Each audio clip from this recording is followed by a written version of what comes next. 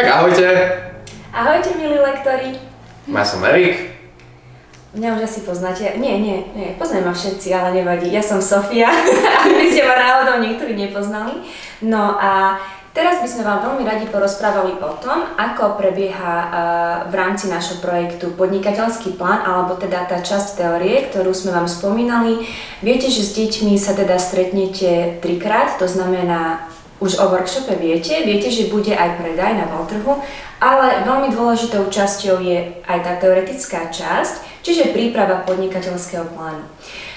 Budete mať také menšie inštruktážne videjka o tom, ako jednotlivé časti prebiehajú aj v rámci tej samotnej teórie, ale keďže s Erikom už máme nejaké skúsenosti z predchádzajúcich rokov, tak by sme vám možno dali nejaké tipy a triky, ako deti osloviť čo najviac, ako zvládnuť tú časť čo najviac efektívne. Presne tak, totižto my tu nesedíme len tak náhodne, robili sme už lektorov v posledných rokoch a niečo sme sa naučili. Samozrejme, mali sme nejaké tiež svoje očakávania, ale prax nám ukázala, že niektoré veci sú lepšie a niektoré horšie. A keďže vám veľmi radi by sme chceli uľahčiť tú prácu, teda sa podelíme o to, čo sme sa naučili, čo vieme, že funguje na deti dobre, čo asi menej, ako možno to celé uchopiť, ako sa k ním správať, čo možno priniesť do tej triedy, ako ich namotivovať a hlavne koniec koncov možno nejaké také všeobecné zásady vám povedať, aká tá práca s deťmi vlastne je. A vaša pozícia je tak trocha aj špecifická, totižto vystupujete naživo a nerobíte iba show, ešte musíte aj niečo učiť.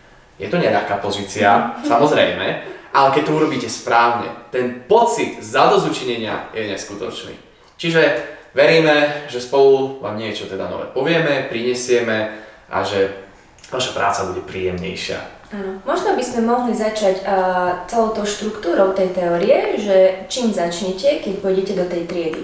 Tak teória pôjde ako prvá, to znamená ešte pred workshopom, čiže bude to taký ten prvotný kontakt s tými deťmi. Musíte im teda na začiatku hneď vysvetliť, že čo idete robiť, že z ktorého ste projektu, predstaviť sa vaše meno, urobiť nejaký taký úvod do toho celého, že presne ako sme vám vraveli aj na začiatku, že sa prepája akademické vzdelávanie s finančnou gramotnosťou, čiže všetky tie zásady, ktoré sme vám posielali aj v dokumentoch. Zároveň potom teda im vysvetlíte, že dnes je tá teoretická časť.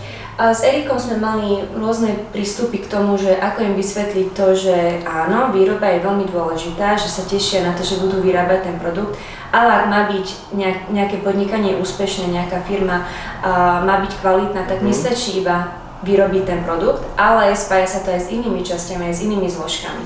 Tak, hlavne musíte klásť dôraz na tie veci, ktoré nie sú učebnicové. Veľmi dôležitý je dojem, ktorý robíte. Napríklad, musíte nebrať sa vážne, poviem to tak.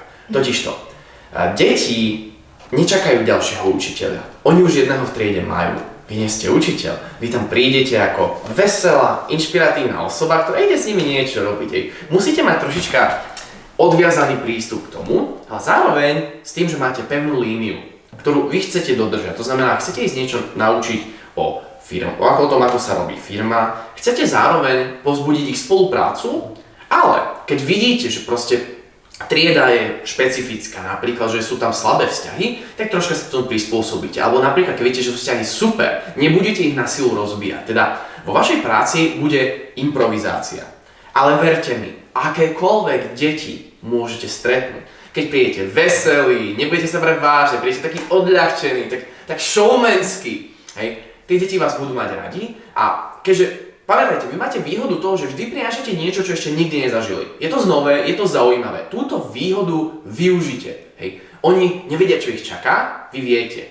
Teda, keď sa zaseknete, alebo čokoľvek, nebojte sa, viete sa z toho vylízať. Oni nevedia, čo ich čaká. A viete s tým pracovať, viete to prispôsobovať. Základ je, aby sa tie deti bavili, aby proste tie všetky činnosti, ktoré ich čakajú, sú iba prostriedkom, ale nie je to cieľ. Cieľ je, aby mali pekné do obede, aby spolupracovali, aby všetci mali dobrý pocit z toho. Hej.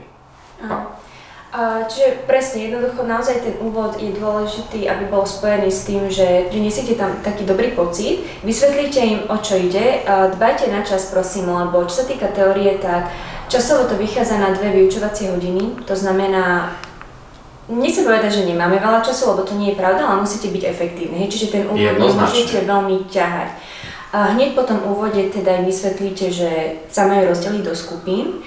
Tieto pracovné listy, ktoré potom vám ešte Erik predstaví bližšie v tých kratších videách, každá skupina v triede dostane teda jeden z tých pracovných listov. Malo by byť ich koľko? 9? 9 by malo byť. To znamená, snažte sa ich rozdeliť tak, že neviem, závisí to od toho, že koľko detí je v skupine, buď to budú nejaké 2, 3 alebo 4-členné týmy, musíte to zhodnotiť na základe tých počtov. No a funguje to veľmi jednoducho tak, že si rozložíte tie papiere, prvý tým, druhý, tretí a tak ďalej. A viete teda, že aké počty čakať, že či nejaké dvojice, trojice a podobne. No a spýtate sa, kto chce byť tým číslo 1. Nemusíte im prezrázať, že o čo ide, aby sa nezlakli, ale sa ich rovno spýtate, že kto chce byť prvá skupina, oni, neviem, zdvihnú ruku, nejaká proste partia, dáte im ten pracovný list. Stručne im poviete, že o čo ide, nejakou vetou, 2, 3 vetami, takto rozdelíte všetky papiere medzi tých žiakov. No a ako vidíte, to vám Erik potom tiež ukáže, že je to fakt pracovný list, to znamená, treba pracovať a treba ho vypracovať. Áno, je to samostatná práca tých detí s tým, že vy musíte vysvetliť, čo majú robiť, ale tú prácu musia potom zvládnuť sami. Tak. Ešte čo sa týka k tomu zadeľovaniu alebo celkovo ku nejakému začiatku, existuje viacero spôsobov, ako sa to dá spraviť. Ja napríklad som si počas roka vybudoval dosť efektívny spôsob. Vždy som začal s tým, že deti sa neuveriteľne tešia, že majú firmu. Čiže prišiel som, že zdravím vás, máte firmu, super, no ale mám pre vás jednu záľudnú otázku. Ako sa vaša firma volá? Viete, totižto, oni majú firmu, ale nemajú meno. A vtedy som ich nachytal, totižto, deti najprv spozornili, lebo entuziasticky som sa ich opýtal, že niečo a zrazu prekvapené, lebo nevedia odpoveď. A to bola prvá aktivita, rýchla, do 10 minút, kedy som si vyskúšal v triede spätnú väzbu, teda, alebo respektíve všetky pohľady, aby boli na mňa, aby ma začali vnímať, že niečo sa deje a je to iné. A vtedy sme najprv dali brainstorming, teda všetci dávali nejaké nápady na firmu, ja som to písal na tabuľu a potom sme hlasovaním si vybrali názov firmy, teda sme im tú firmu triednu pokrstili. Rýchla aktivita, úplne jednoduchá. Následne už deti sú trošička také rozohriaté, už vás vnímajú, už niečo robia a vtedy sa prešlo na to zadeľovanie, ale to opäť môžete obzvláštniť. Pamätajte, neexistuje jediná správna cesta, ako robiť to, čo budete robiť. Každý lektor má svoj štýl, každý lektor má svoj prístup a je na vás, čo urobiť, ale musíte pamätať na to, tie deti to musí baviť, musí to byť troška odľahčené, troška zábavné a nebrať sám seba príliš vážne, naozaj. Nie ste učiteľ, nemusíte byť veľmi vážny. Teda, preto ja som teda zobral kriedu a potom, čo už sme mali názov firmy, nakreslil som na tabuľu štart a finish niekde hore a dole. No a teda, štart bol ten moment, kde sme sa práve nachádzali, že máme firmu, máme názov a chceme niečo vyrábať. A finish je, že vyrobili sme to, predali sme to a máme nejaké peniažky, hej, že proste už sme úspešná firma. Nakreslil som potom na tabuľu komiksové postavičky, banditu, žraloka, priepasť, také hlúposti, ktoré každá z nich signalizovala nejakú prekážku, nejaký problém, ktorý samozrejme aj v bežnom biznise sa jednoducho vyskytne. No a potom som povedal deťom, že no a vidíte, vy ste firma, musíte prejsť okolo tých prekážok a musíte ísť po nejakej ceste. Tá cesta je dlhá, neľahká, ale má niekoľko krokov. Ale nebojte sa, my si dneska všetky tie kroky prejdeme. No a tie papiere, úlohy sú jednotlivé kroky. Teda, najprv som teda prišiel, že ideme na krok prvý. Kto chce prvú úlohu? No a niekto sa prihlásil, dostal prvú úlohu. Veľmi dôležité, podľa môjho skromného mnenia, je to, aby sme nepovedali deťom, čo tie úlohy sú. Totižto pravda je taká, niektoré úlohy sú pre nich uchopiteľnejšie, lákavejšie, niektoré menej. Ale neznamená, že nie sú rovnako dôležité, oni sú rovnako dôležité, lenže deti to ešte nechápu. Preto je lepšie nepovedať, čo sú tie úlohy. A naopak potom počas toho vypracovania úloh a následnej neskoršej prezentácie výsledkov vždy treba povzbudzovať a vyzdvihovať dôležitosť každej úlohy ako rovnakú, lebo oni v skutočnosti naozaj sú rovnako dôležité. Deti nesmú dostať pocit, že to, čo robia, že nemá zmysel. No, čiže nakreslil som mapu, dal som krížik, vyvolal som niekto, kto chcel úlohu, si ju zobral, napísal som, čo to je a vysvetlil som krátkosti. No, tak napríklad prvá úloha, nájdem si ju, je poslanie a manažerský tím. Ale v krátkosti celej tej som vysvetlil, no, takže vašou úlohou bude, teraz ste manažéri a musíte teda zistiť, čo kto robí. Hej, naozaj iba v krátkosti. Potom samozrejme, keď by tím, väčšinou dvojice, ale môže to byť trojice, štvorice, keby náhodou nevedeli, že čo bližšie, ako to presne vypracovať, čo s tou úlohou urobiť, nevadí, vždy treba povedať na začiatku, nebojte sa, budeme tu, sme k dispozícii, my vám s tým pomôžeme, stačí zdvihnúť ruku a všetko bude v poriadku. Naozaj, tie deti v pohode, nebudú prekrikovať, pekne si môžete dokončiť vašu škrtiacu mapu, rozdať úlohy a vysvetliť im, že po každej úlohe nasleduje vyhodnotenie. Všakže. Presne tak. A máš pravdu, Erik, v tom, že ešte by som možno takú poznámku k tomu, že keď sa budú hlásiť k tým skupinám, my sme to robili tak, že je šanca, že hlavne pri tých prvých úlohách sa prihlási celá trieda, hej. A my sme to robili tak, že kto prvý zdvihol ruku, tak tá skupina šla. Čiže nemusíte to brať nejak vážne, vyberiete si to vy, hej, podľa nejakej rýchlosti, tie deti nebudú mať s tým žiadny problém. No a samozrejme, Erik, ako si vravel, že treba tie veci vysvetliť na začiatku stručne. Ak to nebudú chápať, tak im povedať, že keď sa to bude vypracovať, tak vtedy vlastne sa k tomu vrátime. Najprv sa musia rozdať úlohy všetkým. Lebo stalo sa nám niekoľkokrát, že sme rozdávali tie posledné skupiny a oni už to začali vypracovávať a sme im radili, že musia počkať, že oni musia vidieť, že celá trieda, ako je zaddelená do tých skupín, lebo znova sa len musí nejak precvičovať ten duch skupiny, že neriešim iba to, čo robím ja, ale vnímam to, čo robí celá trieda. Čiže musia trpezlivo vyčkať, kým sa rozdajú tie úlohy každému, až potom sa začne tá práca, teda tá samostatná práca a tam je vlastne priestor na to, že OK, keď nechápem tej úlohe, tak zdvihnem ruku. Tie pracovné, ešte toľko by som, prepáč, môže? Jasne. Že tie pracovné listy sú podľa môjho názoru pripravené naozaj kvalitne z toho hľadiska, že je tam napísané, čo majú robiť. To áno. Ale niekedy si to nevšimnú jednoducho, že musíte im prizvukovať, že ak niečo nevedia, tak nech si prečítajú znova tú úlohu, lebo je to tam napísané. Môže sa stať, že nebudú chápať ani tak, ale je veľká pravdepodobnosť, že potom pochopia to, čo predtým nechápali. No a samozrejme, keď si naozaj nebudú vedieť dať rady, tak spýtajú sa, aby im pomôžete. A je ešte rozdiel, že či sú to prváci, štvrtáci, treba to tiež zohľadniť. Ak sa stane, že nejaké nižšie triedy možno nestihnú vypracovať tie veci až tak kvalitne ako štvrtáci, je to úplne pochopiteľné a ani vy z toho nemusíte mať zlý pocit. Hlavná vec je, aby každá skupina spravila aspoň niečo a aby mali z toho ten zážitok, naozaj. Ono, čo sa týka tých pracovných listov, tu treba povedať jednu dobrú vec. Oni sú tak naschvál robené, že polovica z tých úloh vyžaduje, aby skupinka, ktorú by vypracovala, musela aktívne vstať a spolupracovať s nejakou inou skupinkou. Toto môžete použiť ako takú dobrú páku na začiatku, že dávajte pozor, vedzte, musíte vnímať, kto čo dostal, lebo vy ich potom musíte hľadať a spolupracovať s nimi. Čiže preto, keď im dopredu poviete, že to bude spolupracovať, že niekedy skupinky musia spolupracovať a navštíviť sa, zistiť si nejaké údaje alebo niečo, no už potom to trošička berú inak, lebo vedia, aha, čaká ma niečo, už nemôžem proste, že dostanem úlohu a že už si robím svoje, už nevnímam. Naozaj, to sa dá zamedziť, len im to musíte povedať dopredu.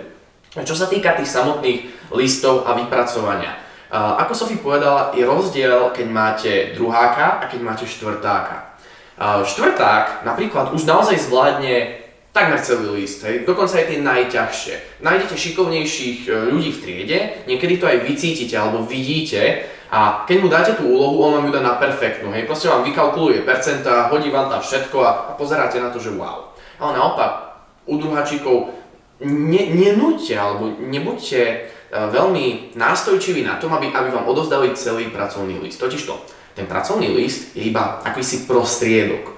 Hlavný výsledný výstup je maličká prezentácia pred celou triedou, kde každá skupinka má odprezentovať, že čo vlastne sa naučila, alebo že čo vyplnili, čo zistili. Čiže ako keby tie informácie, ktoré tu sú, plus niečo málo, čo oni doplnili, že odpovedia ostatným. Že si to odprezentujú. Aha, tak my napríklad zistili sme, že tak toto je faktúra, ono to slúži na to a tu musím napísať to a to a pozrite sa.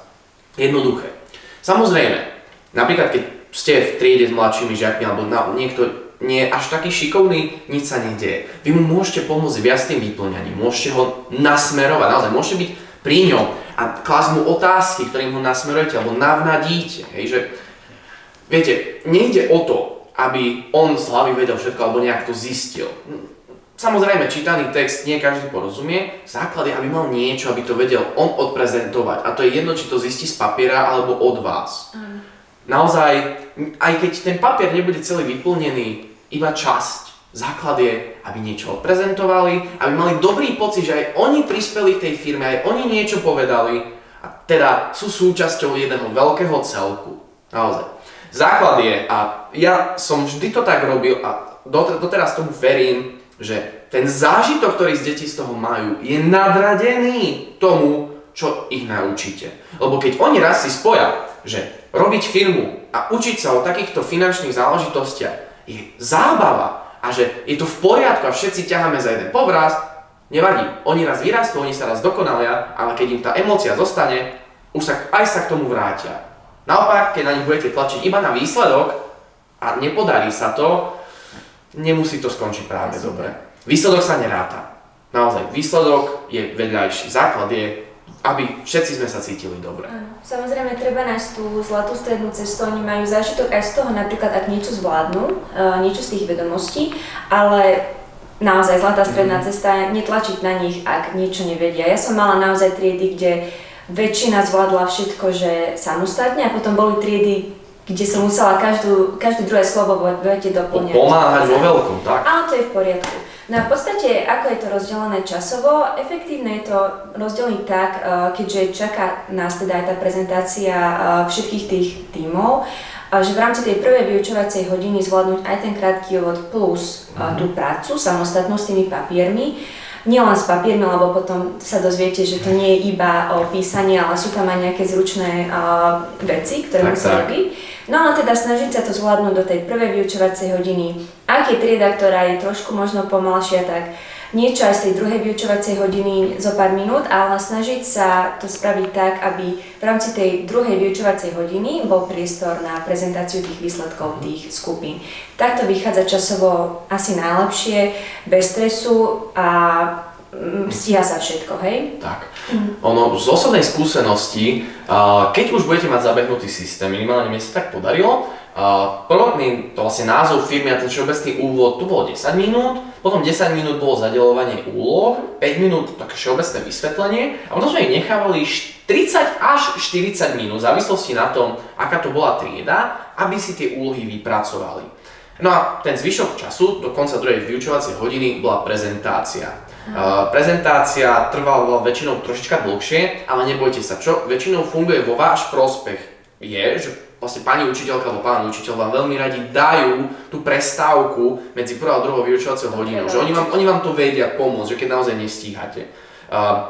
Na čo sa nemôžete až tak spoliehať, je pomoc učiteľa pri teórii, lebo učiteľ vám určite pomôže pri tej praktickej časti, ale pri teórii on veľmi nevie, aká je vaša línia, veľmi to nepozná a tým pádom viac menej bude v úzadí, nechá to na vás, čiže musíte si vedieť poradiť. Ale vždy pamätajte, vy máte tú výhodu, vy tvoríte program pre tie deti. Oni nevedia, čo všetko je za tým, to znamená, keď sa mierne pomýlite alebo zakoktáte, to je v pohode, hej. Oni nevedia, čo vy máte hovoriť a vlastne každý z vás bude hovoriť troška niečo iné, nemajte z toho stres. Hlavné je pôsobiť príjemne, veselo a u detí proste, oni budú nadšené vôbec z toho, že nemajú školu, povedzme si pravdu, hej, že to je presne len niečo iné, takže to vám dáva jednu obrovskú výhodu, hej.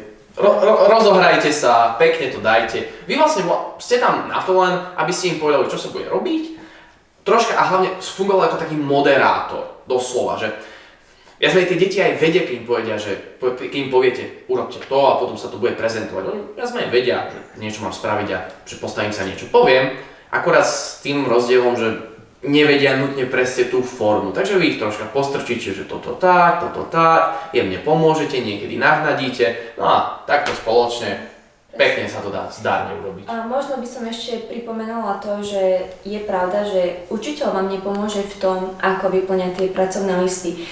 Čo je však podľa mňa dôležité, môže byť tá trieda akákoľvek zlatá, všetko môže ísť v pohode, vy môžete byť naozaj zaujímaví, ale niekedy sa naozaj stane, že tie deti sú možno také živšie, alebo sa rozprúdi väčší chaos v tej triede. Ja si myslím, že v takejto situácii je vhodné očakávať od učiteľa, že zakročí, lebo vy tam nie ste na to, aby ste na tie deti, neviem, kričali, zvyšovali hlas, alebo riešili nejaké konflikty, keď sa pohádajú dvaja a podobne. Čiže v takých prípadoch sa pokojne pozrite na toho učiteľa, že potrebujem vašu pomoc, potrebujem, aby ste ich možno trošku upokojili, ale je pravda, že všetko ostatné máte zvládnuť sami. No a teda, aby sme to možno nejak shrnuli, čiže prvý krok je urobiť úvod, krátky úvod o tom, čo všetko má obnášať tá časť, ktorú idete robiť. Ďalšia časť, názov firmy. A rozdať vlastne tie úlohy, pracovné listy jednotlivým skupinám, samostatná práca tých tímov, no a potom prezentácia jednotlivých výsledkov. Ešte veľmi dôležité, tie papiere sú súčasťou celého projektu, čiže dbajte na to, aby to nejak nevyhodili do koša, pozbierať a ideálne to dať triednej učiteľke alebo triednemu učiteľovi, že to je vlastne ich pripravený podnikateľský plán. Môžu sa potom k tomu vraciať aj na workshope alebo aj na predaji. Určite, ono sa to totiž to všetko zviaže a slúži ako nejaký základ. Vy im tiež potom môžete vysvetliť, že podnikateľský plán je to nejaká listina, sú to proste súbor vecí, ako všetko budete robiť a vy keď budete starší, vy niečo tiež také budete písať, lebo pôjdete do banky a bez toho vám nedajú úver na to, aby ste rozbehli svoje podnikanie. Viete, je dobré celkovo akcentovať a zdôrazňovať, že všetko, čo robíme, sa deje aj v skutočnosti, len my to robíme v malom a trošička jednoduchšie. Ale každý jeden krok má svoj nejaký veľký obraz v skutočnom biznise, v skutočnom živote. Preto naozaj treba k tomu pristupovať, takže všetko to má nejaký zmysel, všetko to je aj skutočné a takisto aj tým deťom to hovorí, že a keď budete veľkí, tak áno, tiež si budete napríklad zbierať si ľudí do firmy, vytvárať si týmy, robiť organizačnú štruktúru, taktiež budete robiť účtovníctvo. Čiže vždy, keď sa bude niekto pýtať alebo niekedy, keď budete rozprávať, tak zo záujmu im toto zdôrazniť. Tu tie veľmi odporúčam, keď by ste vedeli nejaký základ o tom, ako funguje firma, nejaké úplne prazákladné veci. Veľká výhoda, vždy zo zaujímavosti, keď náhodou neviete vyplniť čas, alebo chcete zaujať troška deti, alebo niekto sa vás niečo spýta a verte, deti sú zvedavé, keď sa vás pýtať budú, tak vtedy vždy viete niečo im povedať navyše. Môže sa stať, máte deti podnikateľov, tie napríklad už také veci ako účtovníctvo, faktúry videli, môžu sa spýtať niečo navyše. Preto odporúčam aspoň nejakú malú časť si doštudovať. Vždy je dobré byť človek, ktorý vie odpovedať. Keď neviete odpovedať, tak povedzte, tak OK, toto je zložitá otázka, doštudujem, prezistím a dám vedieť. A keď naozaj to spravíte a potom pri tej ďalšej príležitosti tým deťom to dáte vedieť, wow, oni z vás odpadnú, že proste ste sa im venovali a že ste im dali odpoveď na ich otázku. Hlavná je tá interakcia s nimi. Ešte keď by som mohol, tak by som nadviazal na to, čo si povedala, že ako niektoré deti sú ťažšie zvládnutelné, keď máte živú triedu, to sa naozaj môže stať. A vtedy, prosím, vyvarujte sa, aby ste boli nepríjemnými. Kričať na deti áno, ale nie v zmysle, že budem zjapať po nich. Nie v zmysle, že budem prikazovať, že nezvládnutá situácia, nie. Nahlas. Nahlas, ale s kľudom, asertívne nahlas, hej? Nie nenávistne, nie odstrašujúco, asertívne nahlas. Ja som robil taký trik, ukážem. No a keď oni učali, som sa otočil chrbtom, chvíľku, 3, 2, 1, všetky oči na mňa. A keď to urobíte dostatočne nahlas, verte mi, tie deti jednak zaskočíte, lebo čo to pre vás spravili, a keď ste hlasní, tak aj budete mať aj ich pozornosť. Vtedy aj učiteľka alebo učiteľ spozorne, že fúha, asi je zlé, asi vám musí pomôcť a uvidíte, vtedy to pôjde ďalej. Určite hlasné rozprávanie, asertívne vystupovanie, áno, ale až ako náplast potom, keď to, že ste milí a kamarátsky, jednoducho niekedy nefunguje. Samozrejme potom, keď ste upriamili ich pozornosť, že už ste rozprávali asertívnejšie, zase naspäť sa vrátiť k tomu, že ste milí a kamarátsky a všetko, ale musia vedieť áno, máte vo mne podporu, ťaháme to spolu, ale ja som tu ten, ktorý jednoducho musíte ma počúvať a rešpektovať. Prirodzený rešpekt, nie zjapanie, nie rozkazovanie, nepríjemnosti. Prosím, tohoto sa vyvarujte. Určite to je faux pas, takže toto v žiadnom prípade. To nie. A ešte iba posledná vec možno, ale to si všimnete vlastne aj vy, keď si budete prezerať tie pracovné listy. Tá teoretická časť je tam napísaná celkom efektívne, čiže nie sú tam len úlohy, ale je tam aj taký teoretický background. Nadväzujem teraz na to, čo vravel Erik, že si to trošku doštudujte. Tie základy máte v tých listoch samotných. Ak by ste chceli niečo predsa len viac možno vedieť o tej podnikateľskej oblasti, tak samozrejme nekladú sa medzi tomu, aby ste sa na to pozreli, ale 99% máte v tých listoch, takže nemusíte sa tohto báť. Naozaj. Takže asi to je vlastne aj všetko k tomu.